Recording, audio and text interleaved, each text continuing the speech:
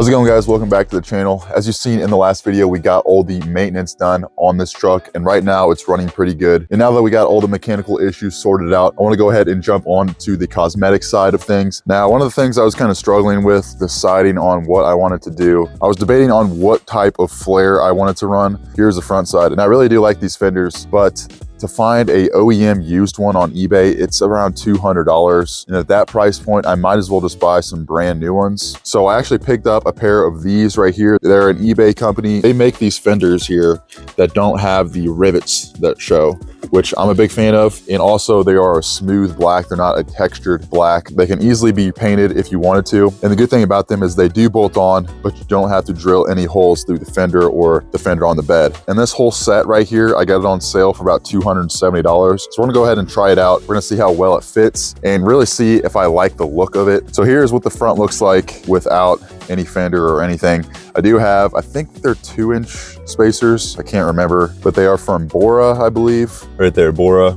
I think that's 2-inch, I'm not exactly sure. But I'm gonna go ahead and throw on the fenders on this side, and we'll see how it looks like compared to the OEM style fender flares on this side.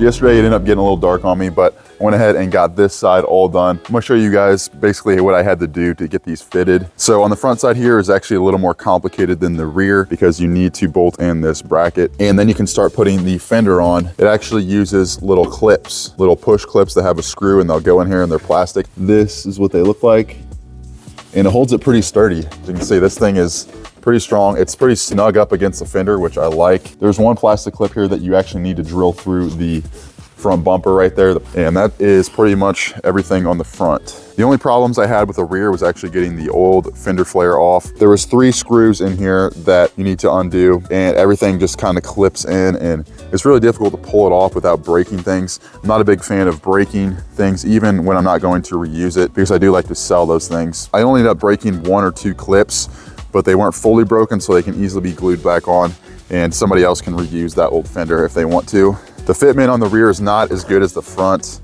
As you can see, it's a little bit off. If you have one of the trucks that don't have the factory fenders, you're not gonna have these holes already pre-drilled. Undoing these and actually drilling my own hole in here just to get this thing fitted up a little more snug. I kind of decided I don't want to run the rubber molding just because I think this looks a little more OEM. It looks kind of funky right now because the wheels don't have the right negative offset. That will get fixed very soon once I get the new wheels on.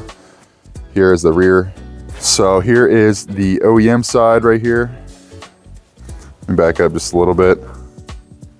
On the front, see, it looks pretty much stock. And here is the aftermarket side. It almost kind of looks like the OEM Raptor fenders, which is not what I want this thing to look like. I don't want to make a fake Raptor, but I do think it looks good. So let's take a look on the rear. There's the rear. And like I said, I think once this thing is lifted and has the right wheels, I think it will look a lot better. Once I get everything else painted, I'll kind of decide what I want to do, because these are actually kind of the same finish as the grill right here. I'm gonna go ahead and do the other side, and we'll probably get a better visual of what this is gonna look like in the front, because this fender is body color.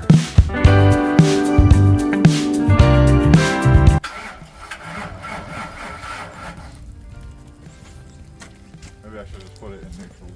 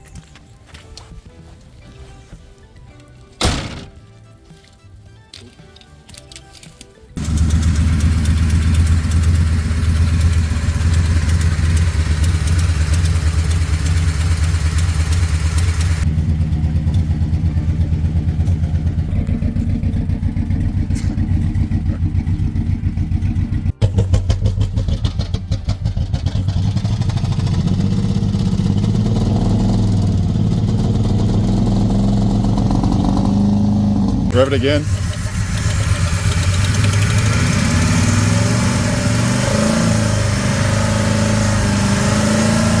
So kind of disappointing. Did all that work to get that spark plug out, but turns out this cylinder actually has something pretty catastrophic about it.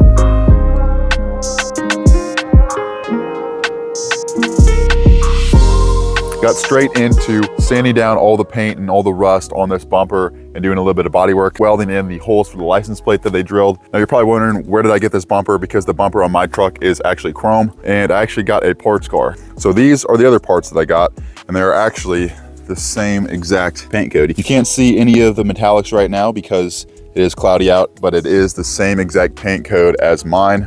Got the hood, fender, and the lower bumper thing and the grill, and obviously the main bumper right here that I have all the Bondo drying on. So right here is the parts car that I got.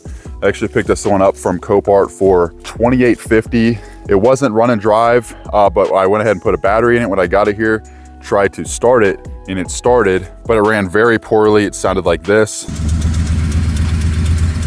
And upon further inspection of the engine, this cylinder right here in the very back, once I bore scoped it, had a bunch of coolant and oil mixture in the back, which leads me to believe that this has a blown head gasket.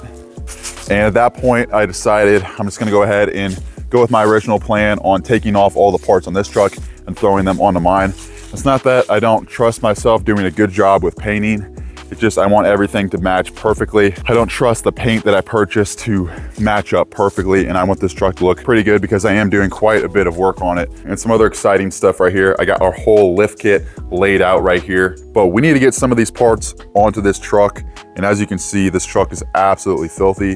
The whole underside of it is just covered with all of this gravel dust right here. It's been raining its ass off here in Missouri. Today is actually the first day that it has been above 50 degrees. I think right now it's almost 70 degrees. Last week it was freezing rain and snow. So that's Missouri weather for you right there. But anyways, I don't want to touch any of this stuff until I get this thing washed.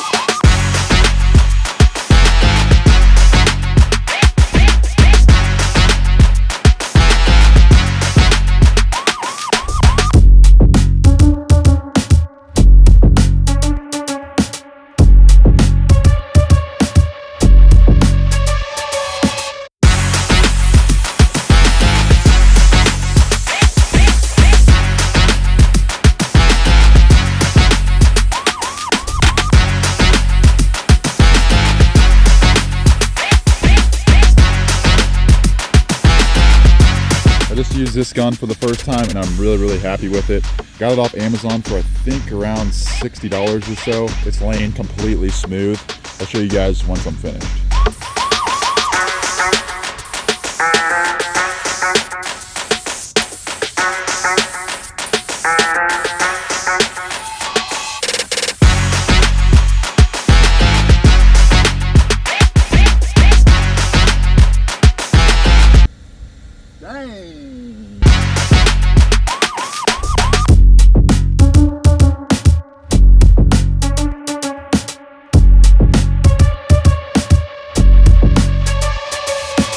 Enough paint for one more heavy coat and then we'll switch on to the clear.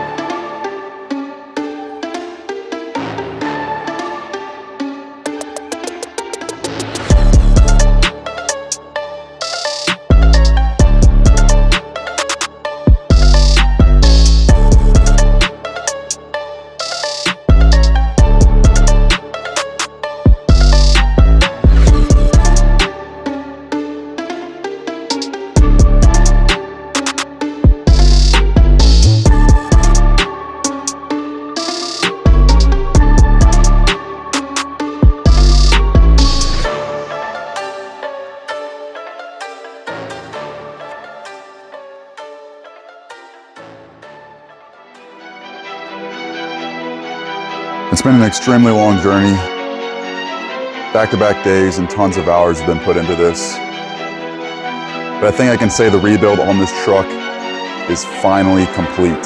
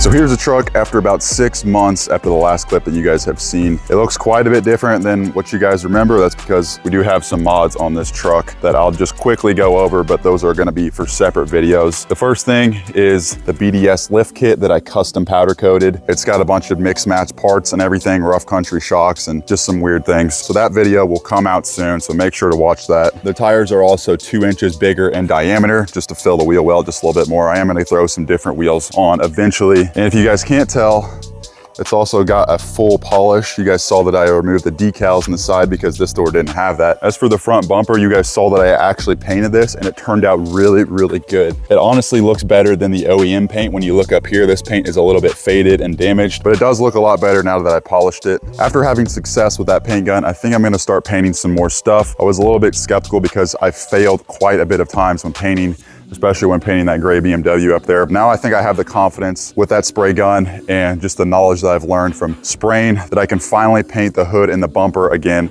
on that BMW and hopefully match it like OEM. But here's the truck in its current form. There's a lot of stuff that's been done to it, and I don't want to go too much into that because that's for separate videos, but we have a bunch of new sponsors. You can probably tell who sponsored those. But guys, like I mentioned, this has been a really long process. This has probably been about a year in the making of rebuilding this truck. And right now I've just been kind of driving it and using it as a work truck, which is what it was intended for. But as time goes on, I just can't seem to leave things stock. I always have to modify them. I really think with the modifications that I've done so far and the modifications that are coming that I will probably keep this truck for a very long time. I fell in love with the EcoBoost motor. It's worked really well for me. It's worked really well for towing and everything. I haven't had any major issues with it so far. If you guys want to go back and see the rest of the videos of me working on this thing, it's a 6-part series. This is part 6, and this thing is finally complete when it comes to the rebuild. So with all that being said, I want to thank everybody that's still sticking around till the end, and I'll catch you guys in the next modification videos.